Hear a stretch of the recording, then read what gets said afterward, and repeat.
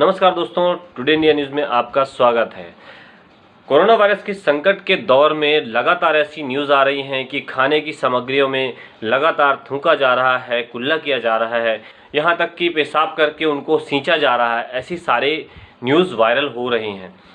ऐसे भी बहुत सारे न्यूज़ आए हुए हैं, ऐसे बहुत सारे वीडियोस सामने आए हुए हैं जहां पर ग्राहक को जेल तक भेजा गया है। पहले ही ऐसे संकट का दौर चल रहा है और सावधानियां भी रखना जरूरी है। ऐसी स्थिति में इसका कानूनी पहलू क्या है? ग्राहक या विक्रेता कहां तक सामान बेचने या खरीदने के लिए बाध्य है, या कहां तक हम अपने ऑर्डर को कैंसिल कर सकते हैं, या ऐसी स्थिति में क्या हमको इन ऑर्डर्स को कैंसिल करने के कारण से कोई सज़ा का प्रावधान है?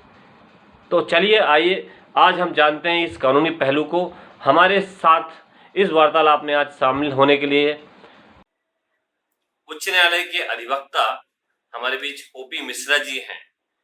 आप मिश्रा जी नमस्कार। मिश्रा जी, आप जो है अखिल भारतीय ग्राहक पंचायत महानगर संयोजक रह चुके हैं, विश्व संवाद केंद्र में महाकौशल पत्रकार गोष्ठी के प्रमुख रहे हैं, तो निश्चित रूप से आपसे बात करना इस विषय पर बहुत उचित होगा, क्योंकि आप विधिवत उन चीजों को कानूनन भी हमें बता सकेंगे। तो मिश्रा जी, मेरा पहला सवाल यह है कि वर्तमान समय में वस्तु न लिए जाने पर विक्रेताओं द्वारा वीडियो बनाने पर उपभोक्ताओं के विरुद्ध आपराधिक प्रकरण बनाए जा रहे हैं, क्या यह सही है? ये बिल्कुल उचित नहीं है। आपराधिक प्रकरण सामान या किसी वस्तु के खरीदने या सेवा न लेने पर नहीं बनाया जा सकता। ऐसा कोई भी कानून इस देश में नहीं है, और न इस तरह से किसी भी व्यक्ति, उपभोक्ता या सेवा ग्रहीता को बाध्य किया जा सकता कि वह सेवा ले या वस्तु खरीदे। भारत में इस तरह का कोई कानून नहीं है। भारत के विश्व में किसी भी विधि में ऐसा कोई विधान नहीं, कोई किसी को बाध्य किया जा सकता है कि वह उसकी सेवा ले या उससे वस्तु खरीदे। यह उसका स्वतंत्रता अधिकार है, और आर्टिकल भारत के संविधान के आर्टिकल 19 और आर्टिकल 21 में इसे परिभाषित किया गया है। तो मिश्रा जी, कहने का मतलब ये हुआ कि यदि कोई व्यक्ति सामान खरीदता है और खरीदने के बाद उसको ऑर्डर को कैंसिल करता है, तो ये कोई आपराधिक प्रकरण नहीं है। बिल्कुल मैं सही समझ रहा हूँ इस बात को? बिल्कुल आप समझ रहे हैं। और कई बार सामान क्रय होने के बाद आदेश कैंसिल किए जाते हैं। कई बार सरकार भी टेंडर कैंसिल करती है, जो भी सेम प्रक्रिया है। शासकीय टेंडर कैंसिल किसी भी कारण से कैंसिल किए जाते हैं। हो सकता है टेंडर लीक हो गया हो या आवश्यकता ना हो, तो उसके कारण उसे निरस्त किया जाता है। कई बार वस्तुओं का एग्रीमेंट कैंसिल होता है, जो लिखित में होता है। उसके लिए वैधानिक प्रक्रिया, एग्रीमेंट की शर्तों के आधार वैधानिक कार्रवाई की जाए कि वो दीवानी कार्रवाई आती है, मतलब सिविल कार्रवाई के अंतर्गत है। लेकिन यह आपराधिक प्रकरण तब भी नहीं है। और किंतु किसी वस्तु का आदेश देना और उसको कैंसिल करना, उस पर अधिक से अधिक वह उसकी नुकसान की भरपाई के क्लेम कर सकता है। यदि कोई ऐसी वस्तु है जिसको पहुंचाने से कुछ नुकसान हुआ, आर्थिक क्षतिपूर्ति की बात कर सकता है, लेकिन इससे कोई आपराधिक प्रकरण नहीं। क्या किसी वस्तु को खरीदने के बाद कैंसिल किया जा सकता है? हाँ, ये सवाल दोबारा मैंने इसलिए किया है क्योंकि ये कानूनन आपके माध्यम से मैं जानना चाह रहा था। मिश्रा जी, आप एक सवाल और बनता है कि आज कोरोना वायरस का संकट का समय चल रहा है। यदि कोई विक्रेता कोई सामग्री बेच रहा है और खरीदने वाले को आशंका है कि इसके कारण से उसके परिवार को नुकसान हो सकता है ना, और वो इस कारण से अपने ऑर्डर को कैंसिल करता है, तो उस स्थिति में क्या उसका अधिकार नहीं है उपभोक्ता का कि वो उसको कैंसिल कर सके? भारत सरकार द्वारा एवं समाज सेवी संस्था द्वारा समाचार द्वारा लोगों को जागरूक भी किया जा रहा है कि ऐसे वस्तुओं का उपयोग न करें जिनसे कि वो संक्रमित हो सकते हैं। और यदि किसी भी नागरिक को इस देश में इस बात की आशंका है कि किसी वस्तु से, किसी व्यक्ति से हाथ मिलाने, मिलने, गले लगने या वस्तु का उपयोग करने पर उसे कोरोना का संक्रमण हो सकता है, तो वह उसे लेने से इनकार कर सकता है। यह तो कोरोना की गाइडलाइन पर ही निर्धारित किया है भारत सरकार ने।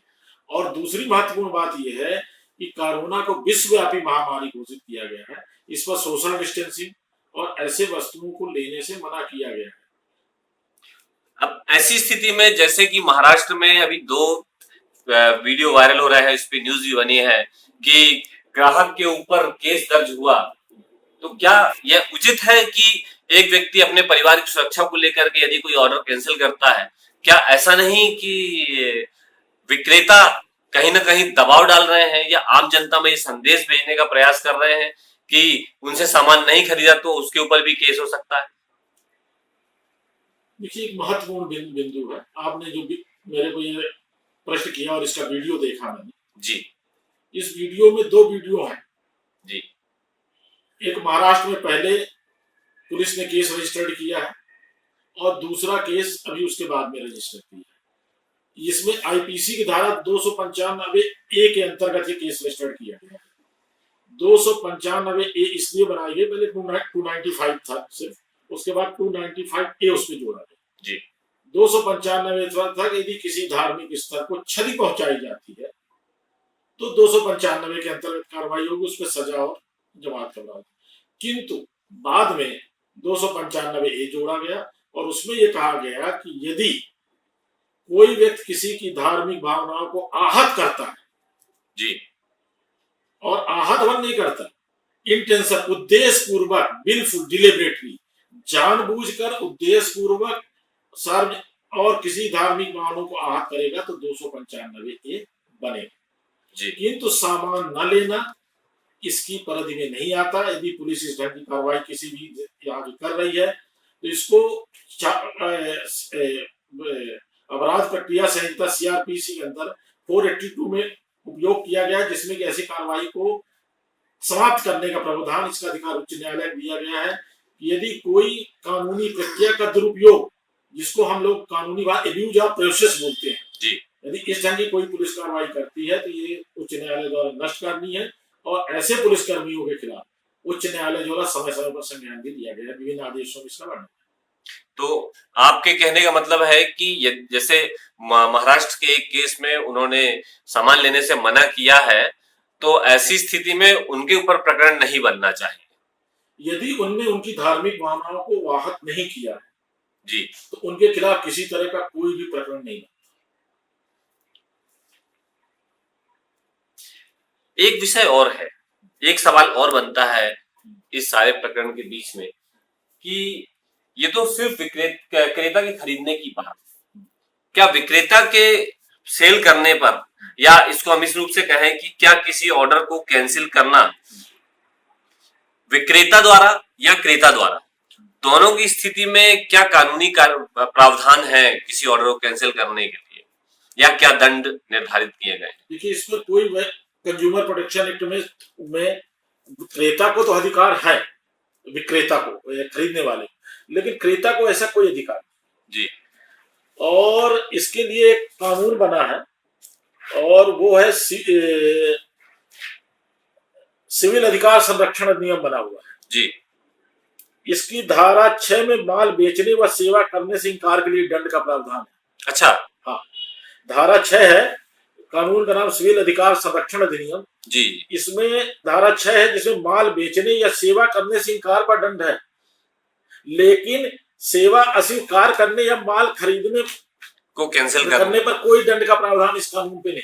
जी जी। तो कहने का मतलब है यहाँ तो विपरीत हो गई बातें, मतलब कि विक्रेता यदि या सेवा देने वाला यदि किसी सेवा का कोई एक प्रकार से अनुबंध कर लेता है या कोई कमिटमेंट कर देता है कि मैं सेवा देने वाला हूं या सामान बेचने वाला हूं और उसको मना करता है, तो उस विक्रेता पर दंडनीय अपराध हुआ, ना कि क्रेता पर, है ना? लेकिन इस जो कानून में ऐसा कोई प्रावधान, किसी भारत का कोई ऐसा कानून नहीं जिसमें इसको दंडित किया जा सके। जी, ये सिविल संरक्षण अधिनियम सिर्फ सेवा न देने, विक्रय न करने से अस्वीकार करने पर, उस पर प्रावधान धारा 6 में इसमें लिखा हुआ माल बेचने या सेवा करने से इंकार के लिए दंड, जो कोई उसी समय और स्थान पर ऐसे वैसे निर्बंधों और शर्तों पर जिनका कि बारंबार साधारण अनुक्रम से अन्य व्यक्तियों को ऐसा माल बेचा जाए, जो सामान दूसरों को वो बेच रहा है और सेवा दे रहा, किसी व्यक्ति को माल बेचने या सेवा करने को अस्पष्टता इनकार करेगा वह कम से कम 1 मास, अधिक से अधिक 6 मास के लिए दंड का जी जी यह प्रक्रिया है। बाकी खरीदने वाले पर नहीं। कोई कारण नहीं, ऐसा कोई प्रावधान नहीं। और यह आर्टिकल 14 और यह कानून भारत संविधान आर्टिकल 14 और आर्टिकल 19 से कवर है। बहुत बहुत धन्यवाद मिश्रा जी, आपने कुछ संशय हमारे मिटाए। तो आज की इस चर्चा में ग्राहक व विक्रेता के अधिकारों के कानूनी पहलू को हमने समझने का प्रयास किया। ऐसी स्थिति में कुछ सवाल सामने जरूर आते हैं। पहला, जहां संक्रमण के डर से पूरे क्षेत्र में निकलना ही कानूनी अपराध है, तो फिर इसी संक्रमण की आशंका को घर आने से रोकना सही नहीं है क्या? दूसरा सवाल, जहां हाथ मिलाना, नज़दीक आना, आपस में मिलने जैसे शिष्टाचार को नहीं करना ही सही है, तो क्या इस महामारी के डर से किसी ऑर्डर को कैंसिल करना सामान्य व्यवहार नहीं माना जा सकता? यदि लॉकडाउन के समय सामान्य नागरिक अपने क्षेत्रों से बाहर नहीं जा सकते, तो क्या ऐसा नहीं किया जा सकता कि दैनिक आवश्यकताओं के विक्रय करने वाले विक्रेता भी लॉकडाउन तक अपने क्षेत्र में ही व्यवसाय करें, जिससे ऐसी घटनाएं ही ना हो? इन सवालों के जवाब आपको देना है। जी हाँ, आपको देना है। आप अपने विचार और सुझाव कमेंट्स बॉक्स में ज़रूर रख सकते हैं, लेकिन आपसे एक ही अनुरोध है कि विचार व्यक्त करते समय किसी धर्म या संप्रदाय की भावनाओं को ठेस ना पहुंचाएं। ऐसे ही सवालों की समीक्षा के लिए हमारे साथ लगातार बने रहिए। चैनल को सब्सक्राइब करना मत भूलिए, वीडियो को लाइक कर सकते हैं और शेयर करना मत भूलिए। धन्यवाद।